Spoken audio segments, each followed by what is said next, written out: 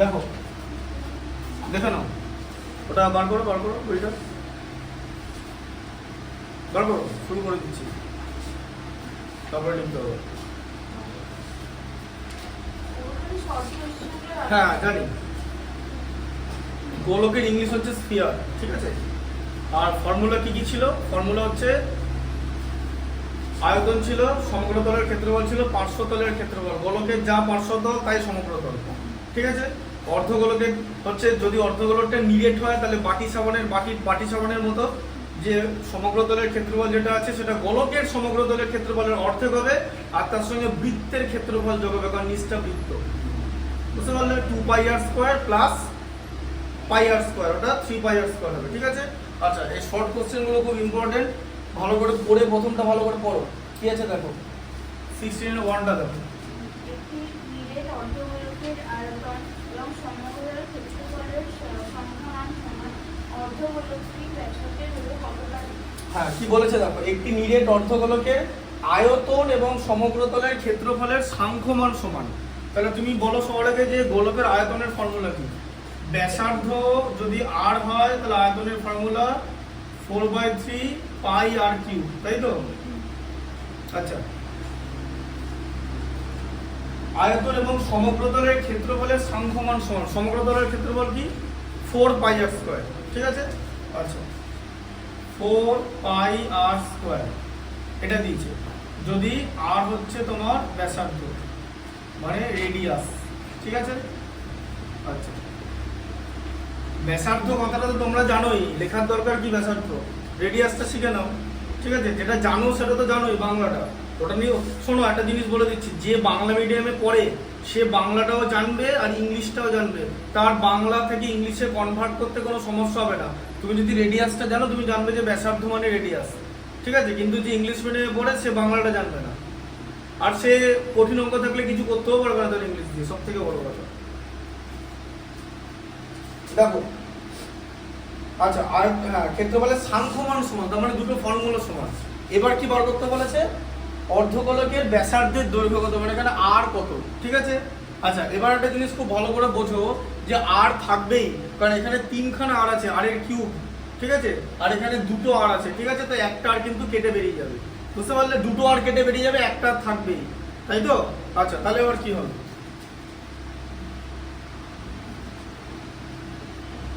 1/3 r³ equal to r²। আচ্ছা, কি করে এটা হলো? দেখো, এদিকে ওপরে বাঁ দিকে ওপরে 4π ওপরে ছিল তো, এদিকেও 4π আছে তো, কেটে গেল। 4π বাদে বাকিটা কি 1/3, 4 কেটে যায় মানে 1/3, তাহলে 1/3 r³ ইকুয়াল টু r², ঠিক আছে। আচ্ছা, তাহলে 1/3 r ইকুয়াল টু 1, আর ইকুয়াল টু হচ্ছে 3, এই যে, কারণ r²টা r³ সঙ্গে কেটে গেল, r³ r² দিয়ে ভাগ করলে কত হয়? r পরে থাকবে, তাই তো, সূচকের নিয়ম অনুসারে।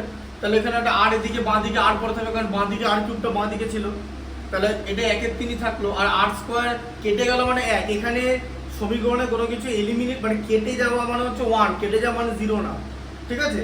তাহলে এখানে 1/3টা 3টা নিচে আছে, তাহলে r ইকুয়াল টু কি 3 × 1 কোণাগুণি গুণ হবে, তাহলে r এর মান হচ্ছে 3, তাহলে ব্যাসার্ধ কত? 3। তাহলে এখানে তুমি লিখতে পারবে ব্যাসার্ধ 3 একক। এবার তোমাকে লিখে দিতে হবে যখন ম্যাথসটা কমপ্লিট করবে, রেডিয়াস ইকুয়াল টু 3 ইউনিট বা 3 একক, বুঝতে পারলে? হ্যাঁ, আচ্ছা, তুই একটা দেখো।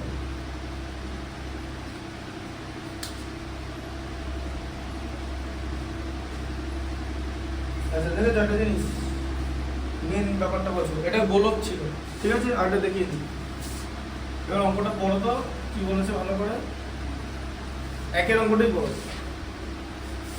যাই হোক, এটা গোলকের একটা ফর্মুলা হয়। এবার ওখানে বড় একটা অর্ধগোলক দেওয়া আছে, দেখেছো? অর্ধগোলক দেওয়া ছিল। যাই হোক, এটা গোলকেরটা দেখিয়ে দিলাম, ভুল করে হয়ে গেল, গোলকেরটা দেখিয়ে দিলাম। আচ্ছা, অর্ধগোলকের ফর্মুলা কি বলো? বলেছে নিরেট অর্ধগোলক বলেছে, তাহলে নিরেট অর্ধগোলকের আয়তন কত? আয়তন তো না, 2/3 πr³, আয়তন, এটার হাফ হবে আয়তন, নিরেট অর্ধগোলক। আয়তন তো কি হচ্ছে, আয়তন তো দুই বিয়ে 3 পাই আর স্কয়ার কেন, পাই আর স্কয়ারটা তো তোমার তো ক্ষেত্রফল। 4/3কে 2 দিয়ে ভাগ করলে তো 2/3 হয়, তাই না? তুমি যদি 4/3কে 2 দিয়ে ভাগ করে দেখো, 4/3 ভাজিত 2, তার মানে হচ্ছে তোমার 4/3 ইন্টু 1/2। এবার 2 4-এর সঙ্গে তো কেটে গেল, তাহলে ওপরে তো 2/3 থাকবে, তাহলে 2/3 pi r cube equal to 3 pi r square. নিরেট অর্ধগোলক বলেছে, নিরেট অর্ধগোলকের নিচটা বৃত্ত হবে, ঠিক আছে? তার এরিয়া হবে হচ্ছে মানে ক্ষেত্রফল পাই আর স্কয়ার, বোঝা গেল? ঠিক আছে, তাহলে ঢুকলো তো মাথায় ব্যাপারটা। এবার দেখো 2 pi r cube equal to 9 pi r square, তাই তো? তাহলে 2 r cube equal to 9 r square, তাই তো? হ্যাঁ, আচ্ছা এবার দেখো 2 আর ইকুয়াল টু 9, কারণ আর স্কয়ারটা আর কিউবের সঙ্গে কেটে গেল, তাই তো? আর স্কয়ারটা এদিকে কেটে গেল, একটা আর পড়ে থাকবে, এদিকে আর স্কয়ারটা কেটে গেল তো। আচ্ছা এটা কোনাকুনি গুণ হলো, বুঝতে পারলে? পাই পাই কেটে গেল, তারপরে পরের লাইনে পাইটা দুদিকে পাই ছিল, পাই পাই বেরিয়ে গেল, তাই তো? আচ্ছা তাহলে আর ইকুয়াল টু কত হবে, তাহলে আর ইকুয়াল টু 9/2 মানে 4.5 ইউনিট। এবার তোমাকে লিখে দিতে হবে ব্যাসার্ধ আলাদা করে, মানে রেডিয়াস ইকুয়াল টু 4.5 ইউনিট, এটা লিখে দিতে হবে, ঠিক আছে? আচ্ছা 2 এরটা দেখো, বলো 2 এরটা কি আছে?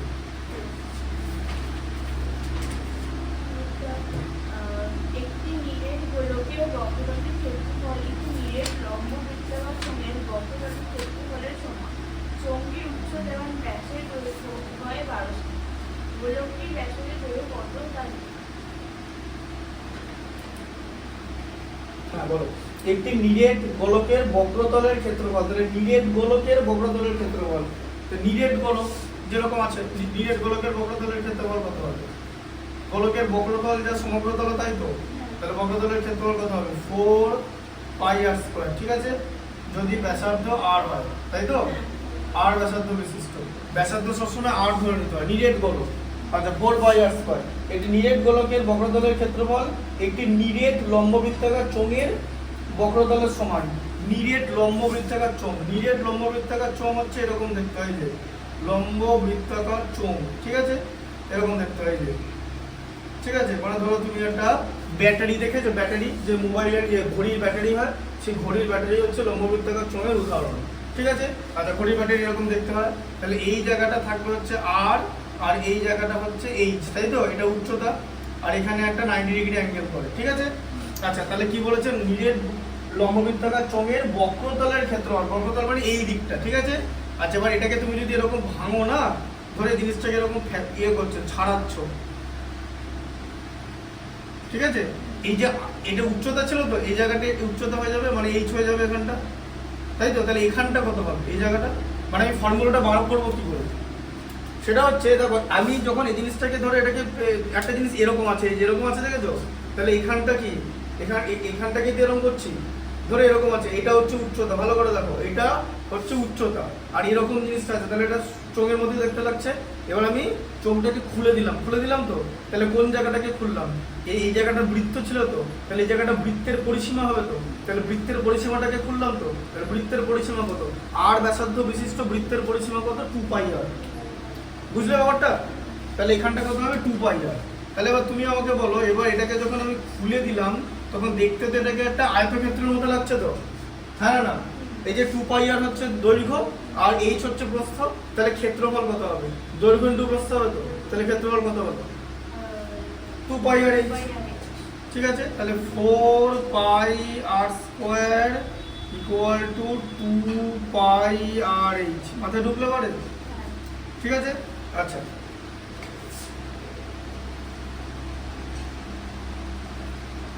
এবার কি বলেছে বক্রতলের ক্ষেত্রফলের সমান লেখা আছে।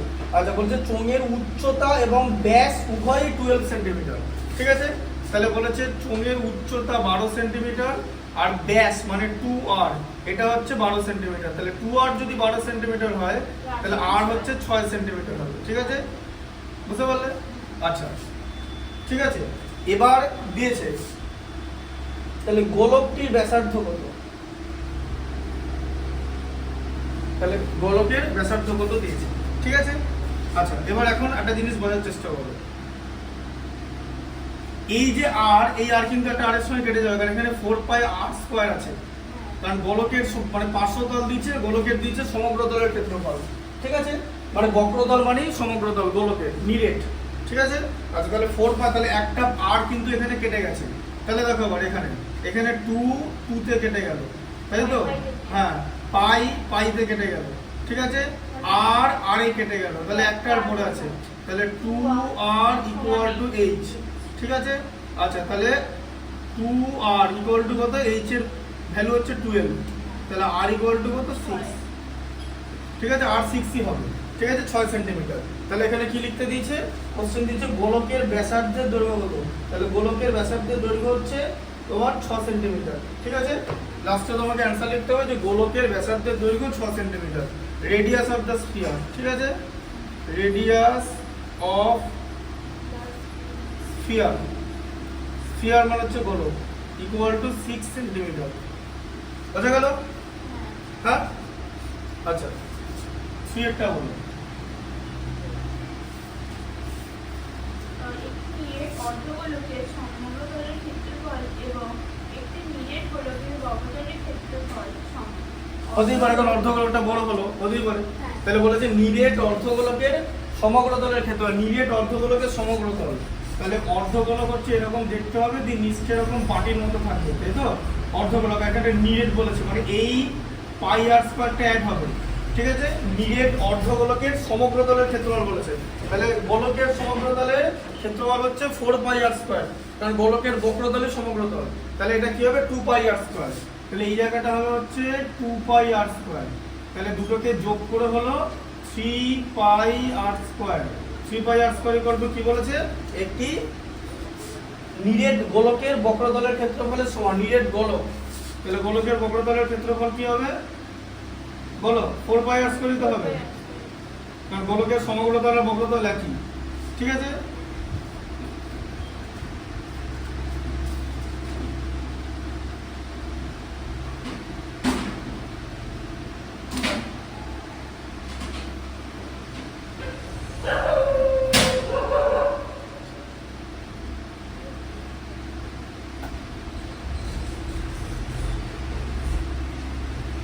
আচ্ছা এবার তোমাকে অর্ধগোলক এবং গোলকের ব্যাসার্ধের দৈর্ঘ্যের অনুপাত তোমাকে বার করতে বলেছে।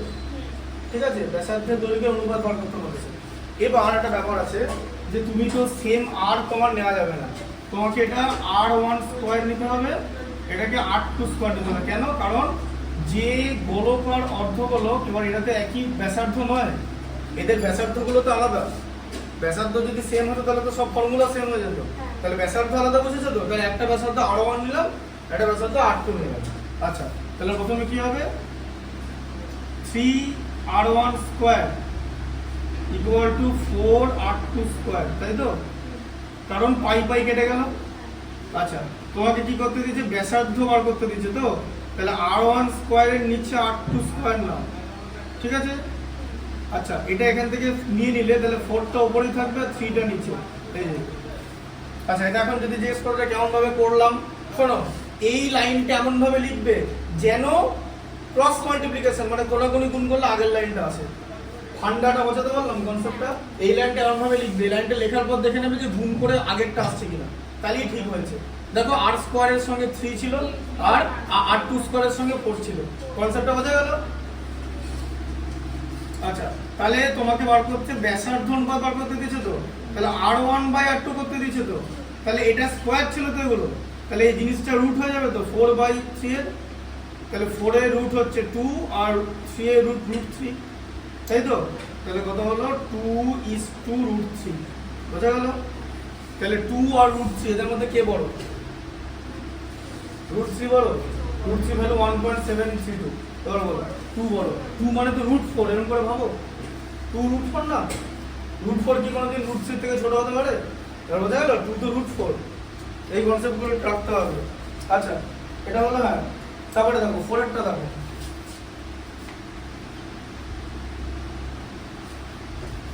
বলো ফোরেরটা কি আছে? একটি নিরেট গোলকের বক্রতলের ক্ষেত্রফল S এবং আয়তন V হলে S কিউব বাই V স্কয়ারের মান কত জানি?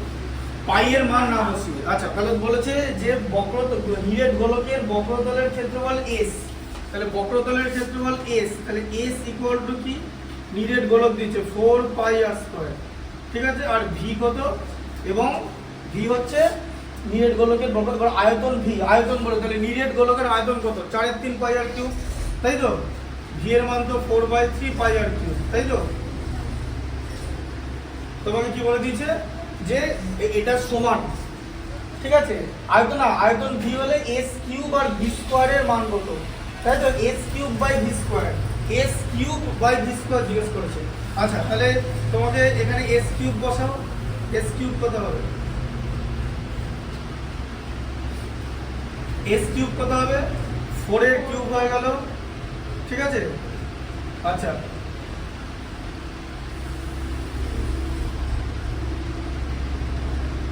পাই কিউব হয়ে গেল, আর 8 টু দি পাওয়ার 6 হলো তো, 2 এর হোল কিউব মানে তো 6, 2 ইনটু 3 হয়ে যাবে তো, ওটাকে 2 প্লাস 3 করে দিও না, 2 প্লাস 3 হচ্ছে সেম বেস থাকলে পাওয়ারের এডিশন হয়, ঠিক আছে। a টু দি পাওয়ার যদি এরকম হয় যে যে 5 to the power 2 into 5 to the power 3, তাহলে হবে হচ্ছে 5 টু দি পাওয়ার 2 প্লাস 3 দিয়ে হয়ে যাবে 5 টু দি পাওয়ার 5, বুঝা গেল। আচ্ছা এবারে v স্কয়ার বার করতে বলেছে তো, s cube by v square, v square কত হবে, 4 এর হোল স্কয়ার 16, 3 এর হোল স্কয়ার 9, তাই তো, পাই এর স্কয়ার হচ্ছে পাই স্কয়ার, আর r এর কিউব হচ্ছে 8 টু দি পাওয়ার 6, তাই তো, বলো তো। আচ্ছা এবার তোমার কি করতে বলেছে, বলেছে s কিউবটাকে উপরে লিখতে বাই v স্কয়ার দেওয়া আছে, দেখেছো, হ্যাঁ, s cube by v square দেওয়া আছে, তাহলে s কিউব কত, 4 এর কিউব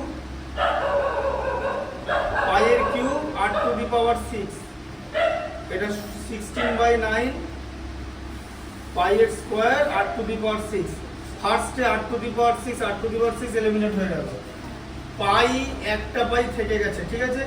আচ্ছা তাহলে এখানে কত আছে, 4 এর কিউব, এখানে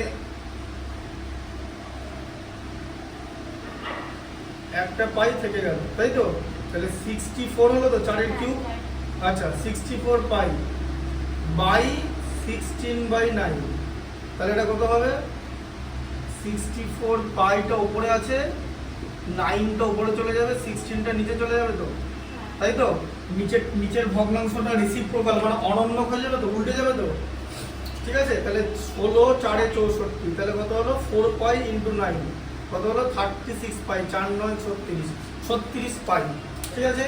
s কিউব বাই v স্কয়ারের মান হচ্ছে 36 পাই। আচ্ছা 5 এরটা দেখো, বলো 5 এরটা কি আছে, করো। একটি গোলকের ব্যাসার্ধের জন্য উৎপাদন বৃদ্ধি করলে বক্রতলের ক্ষেত্রফল শতকরা কত বৃদ্ধি পায়? তাহলে গোলকের ব্যাসার্ধের দৈর্ঘ্য 50% বৃদ্ধি করেছে, ঠিক আছে। আচ্ছা তাহলে প্রথমে গোলকের ব্যাসার্ধ ছিল r, আর বক্রতলের ক্ষেত্রফল হচ্ছে 4 পাই r স্কয়ার, এটা অর্ধগোলকে দিতে পারে, তখন 2 পাই r স্কয়ার লিখতে হবে, ঠিক আছে।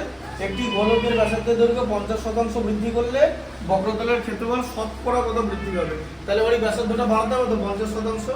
আচ্ছা 50 মানে 100 এর উপর আমরা 50 বাড়িয়ে দিই, 150 r বাই 100 এরকম লিখি, জানো তো। লাভ ক্ষতিতে এই আইডিয়াটা করেছো তো, যদি বলে যে 20% লাভ, তার মানে কি 20% লাভ, 20% লাভ মানে 120/100, তাই না। আর যদি বলে যে 10% ক্ষতি মানে 90/100, এই 90টা কত থেকে আসছে, উপরে 1 কথার মানে হলো 100/100, বুঝলে তো। এবারে যখনই আমাকে বৃদ্ধি করতে হচ্ছে এই 100টাকে আমরা বাড়িয়ে দিই, এবার তোমাকে বলেছে যে 50% বৃদ্ধি করতে, তাহলে এর 100 এর উপরে 50 বাড়িয়ে দাও, আর নিচেরটা যেরকম আছে, এটা হচ্ছে কনসেপ্টটা, বোঝা গেল। যে 1 মানে 100/100, এবার আমার যদি ক্ষতি হয়, ধরো আমার বলা যে 27% ক্ষতি, তাহলে ভগ্নাংশটা কি হবে, 27% ক্ষতি মানে মানে এখন 27/100 100 থেকে 27 কমবে, ক্ষতি বলেছি 73/100 হবে, বোঝা গেল। লাভ ক্ষতিতে এই জিনিসটা কি তোমরা শিখেছিলে, এই কনসেপ্টটা, ঠিক আছে। যে এটা হচ্ছে 100 মানে 1 মানে 100/100, লাভ ওরা ক্ষতি না, কিচ্ছু না, এক। এবার যদি লাভ করো 100 কে বাড়াবে, যত পার্সেন্ট লাভ বলেছে, এখানে বৃদ্ধি বলেছে তাই 100 কে 50 বাড়াবো। এবার যদি বলে যে এই আইডিয়াটা যদি আমি না করি, না শেখাই, তুমি এমনি নর্মাল মেথডে করবে। নর্মাল মেথডে আমি তোমাকে সেটাও দেখিয়ে দিচ্ছি। তাহলে লিখতে হবে আর প্লাস আর এর 50%, তাই তো? আচ্ছা, আর প্লাস আর ইন্টু 50/100। আচ্ছা, আর প্লাস 50r/100। আচ্ছা, 100 হচ্ছে লসাগু, 100-র মধ্যে 1 100 বাদ যায়, 100r, তাই তো? 100-র মধ্যে 100 1 বাদ যায়, 50r। তাহলে কত হলো? 150r/100। মিললো?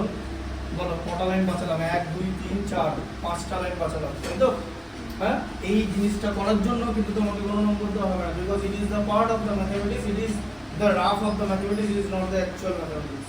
তোমাকে বলেছে যে ব্যাসার্ধ শতকরা কত বাড়বে, এটার জন্য নম্বর দেবে না। তাই এটা এই প্রসেস থেকে এই প্রসেসটা বেটার। এটা কনসেপ্টটা বুঝতে পারলে? ঠিক আছে, এটাও দেখিয়ে দিলাম। আচ্ছা, তাহলে 150r/100, তাহলে এটা কত হবে? 50 দিয়ে ভাগ করলে 3, 50 দিয়ে ভাগ করলে 2, তাই তো? আচ্ছা, আর যদি এটা হয়, ঠিক আছে, হ্যাঁ, তাহলে বলেছে সমগ্রতলের ক্ষেত্রফল, বক্রতলের ক্ষেত্রফল শতকরা কত বৃদ্ধি হবে, মানে এটা কত বৃদ্ধি হবে। তাহলে সবার আগে এটার ভ্যালু বার করতে হবে তো। তাহলে এবারে তো আমার এখানে 4 পাই আর এর জায়গায় 3r/2 হয়ে যাবে তো। হ্যাঁ, ব্যাসার্ধ বেড়ে মানে বাড়িয়ে দিলাম তো, আর এর জায়গায় তো এটা হয়ে যাবে, মানে বর্ধিত ব্যাসার্ধটা হবে তো। আচ্ছা, তাহলে কত হবে? 4 পাই কত হবে? 9r²/4, ঠিক আছে? আচ্ছা, তাহলে এটা কত হলো? 9πr² হলো। 9πr², 4πr² থেকে 9π, 4 4 কেটে গেল তো। হ্যাঁ, আচ্ছা, এবার বলেছে শতকরা বৃদ্ধি, মানে পার্সেন্টেজ বৃদ্ধি, শতকরা বৃদ্ধি কত? আচ্ছা, বৃদ্ধি কত হয়েছে সেটা সবার আগে বলো। বৃদ্ধি কত হয়েছে? 9 থেকে 4। হ্যাঁ, আগের বৃদ্ধি হয় এটা ছিল, আগেরটা ছিল 4πr²। আচ্ছা, কার মধ্যে থেকে বৃদ্ধি হয়েছে? আগেরটার থেকেই তো বৃদ্ধি হয়েছে। হ্যাঁ, তাই তো? তোমাকে যদি বলে যে 65/100, মানে 100-র মধ্যে 65 হয়েছে, বোঝা গেল ব্যাপারটা? তাহলে আগের যার থেকে বৃদ্ধি হয়েছে ঘরে সেটাই বসবে, ঠিক আছে? এগুলো কিন্তু একদম কনসেপ্ট, এর বাইরে গিয়ে কিন্তু তুমি ম্যাথমেটিক্স ভাবতে পারবে না। যে ম্যাথমেটিক্সে তুমি ভাববে, বারবার বলছি, যে যত কঠিন অঙ্ক সেটাও ফান্ডামেন্টাল জায়গা থেকে ভাবতে হবে। আগে তুমি যে ভাবছো একটা অঙ্ক, এরকমও হতে পারে যে তোমার ভাবনা কিছুটা এগিয়েছে, যেই ভাবনাটা এগিয়েছে সেটার মধ্যে যেন ঠিক থাকে, ওটাই যদি বেসিক্যালি ভুল হয়ে যায় তাহলে কিন্তু পুরো অঙ্কটা ভুল হয়ে যাবে। ওই জন্য বারবার বলা যে যখন কোনো একটা অঙ্ক করবে ভালো করে বুঝে করবে, দেখবে যে আমি কি কি ফর্মুলাগুলো জানি, যদি ফর্মুলা না জানি তাহলে আর কিছু করার নেই, তাহলে ওটা ওখানেই শেষ, ঠিক আছে? তাই ব্যাপারটা বুঝতে হবে যে যদি ধরো তুমি ফর্মুলা জানো, হ্যাঁ, তারপরে ম্যাথসটা কঠিন, তখন তুমি সেটা ভাববে ফর্মুলাটা লিখে নেওয়ার পর যে আমি ফর্মুলা জানি, মানে আমার কাছে কাঁচা মাল, formula is the raw material of the mathematics you have got, now you have to understand how it should be done, বা এটা কিভাবে করতে হবে, ঠিক আছে? আচ্ছা, এটা তাহলে বুঝতে পারলে এই জায়গাটা? আচ্ছা, তাহলে পার্সেন্টেজ বৃদ্ধি হবে।